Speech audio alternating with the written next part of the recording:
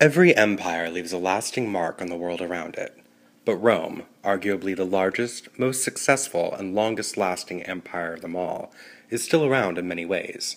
Look at our own republic. It is on a template of Roman ideas that we base not only our government, but also much of our culture and our American way of life, namely self-indulgence, excess, and all-important entertainment. Our group examines 3 specific aspects of the Roman Empire that have yet to fade away: music, architecture, and infrastructure.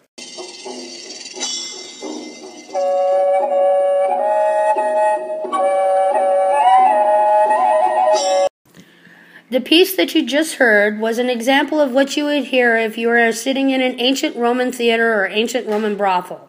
Now, what instruments did they play? There was a vast variety of musical instruments that today's musical instruments have derived from. The buccina and the cornu are both horns, and to begin with, they were made out of shell. Then they were later made out of animal horn, and then later out of metal. Today's example would be something like a French horn. The cymbalums were handheld, half-globed cymbals that would make a sound like the cymbals of today that we use, and they still resemble the same. The lyra and the cithara are both stringed instruments that today we use guitars and basses. The tibia, or allos, is close to the family of the flute of today. Back then, they used the double-reeded allos that they sometimes hooked to a bag to make a different noise, and that is where bagpipes have actually originated from, not from Ireland. The hydraulis is a water organ, which today's organ would be a pipe organ. The litus was used in religious ceremonies, and it kind of sounds like a trumpet. The sambuca, back then, was a large harp, where today's harp is just kind of switched upside down sambuca. It's larger on top than on bottom. The tuba was a long horn used in entertainment and in the Colosseum for gladiators.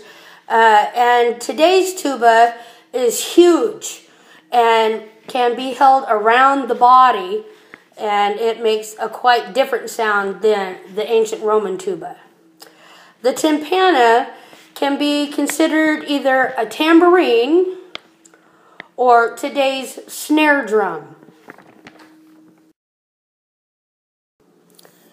Among the Greeks, music was an important part of the education of every Greek citizen. Everyone learned to sing, dance, and play a musical instrument. Professional musicians in Greek society were publicly recognized for their talent and expressive capabilities. For Greek, music had a greater purpose in Greek society. By contrast, in the Roman Republic, music was not so highly esteemed. Music was not considered part of the essential education of the elites, and amateur performance of music was not encouraged. Professional musicians were held in low regard because music was usually used primarily as entertainment, not as an art form. This situation gradually changed due to the influence of Greek music. Music became more respectable both in professional and amateur contexts. Although still often decreed by some Roman authors as signs of decadence, musical performances were common and skilled musicians highly valued. Music was central to Roman religious ceremony, civic activity, entertainment, the military, and the activities of daily work. Music was an important part of theater performances. A special theater in which music was played was called an odeon. Later, as an imperial power, Rome absorbed, extended, and modified musical, as well as other cultural forms, from the vast territories it conquered. Roman music was most often associated with Roman politics and the function of entertainment for the Roman elite.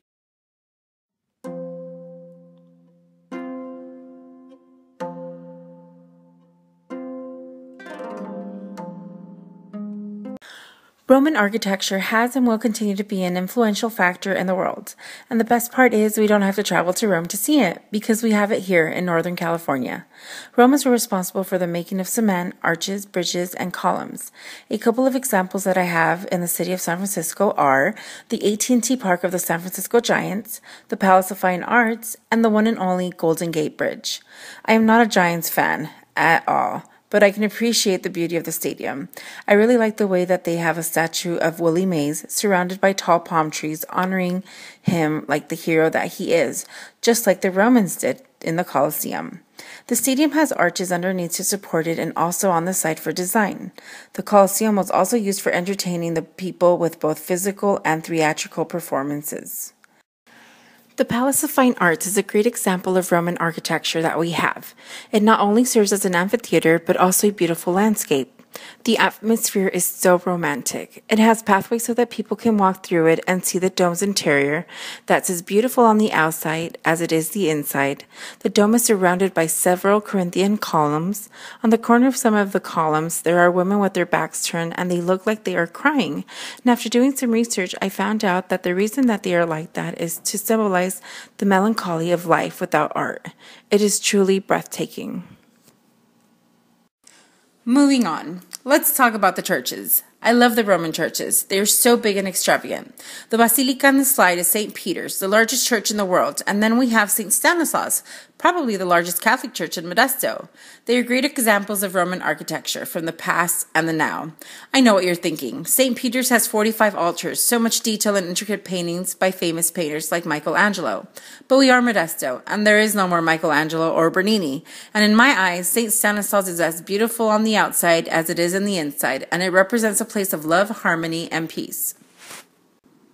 Okay, we get it. Roman architecture is beautiful, but it's functional too.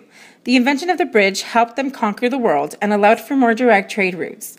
San Francisco would not be nearly as accessible without the bridges that connect the peninsula to the mainland.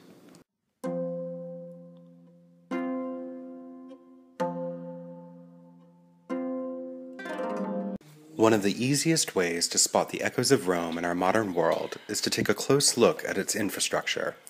Let's start with the interstate system of highways. Built shortly after the Second World War, the interstate's prime but forgotten function is the speedy movement of troops and weaponry across vast distances for both defensive and offensive purposes, just like the millennia-old Roman roads. This is no accident. The Roman roads were one of the main factors that allowed Rome to keep up their dominion. And they were so well designed, so very sturdy, that many of them are still used millennia later. If only our own highways could last as long. But the toys of war aren't the only goods that need transporting. An empire expands because the territory it assimilates has resources, and the most important resource on earth is water. The Romans knew this and cleverly designed the aqueduct, a method of corralling the flow of water over any expanse, regardless of terrain or verticality. And what does our very own Central Valley have plenty of? Irrigation canals. Only with the California aqueduct have we been able to transform a barren floodplain into the fertile fruit basket we have now. How very Roman. Much more taken for granted is Rome's gift of running water, both hot and cold. Could any of us imagine life without such a simple thing? And the most ubiquitous, but certainly no less necessary invention the world would be a sorrier place without? The sewer system. Do I even need to elaborate? Maybe, though I can't imagine chatting up my neighbors while sitting on a group toilet like those ancient Romans did. You have to at least give them credit for heading in. For without them, I don't think we'd have the porcelain thrones we do today. And Chad, we know you took to the hills to escape the daily grind of the big city. But you still can't get away from Rome's influence. The Sonora Inn, right in your own backyard, has columns, arches, and domes, just like in Rome. The end.